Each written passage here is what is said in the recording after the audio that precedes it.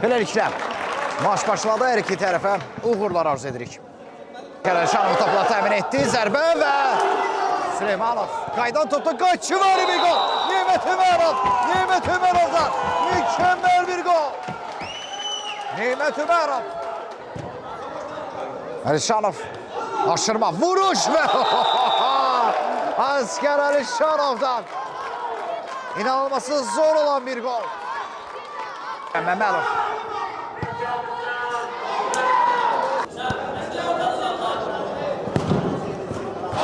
Direkten qayıtdı top, az qala fərq minimum mənəcəkdə. Xudiyev maçda son nöqtəni bəlkə də qoydu. Şərmə zərbəsini yerinə yetirir. Kim zərbəsi? Və bu da maçın final fiti. Yekun nəticə Veysaloğlu 2, Paşa Pey 0. 3 xal, daha doğrusu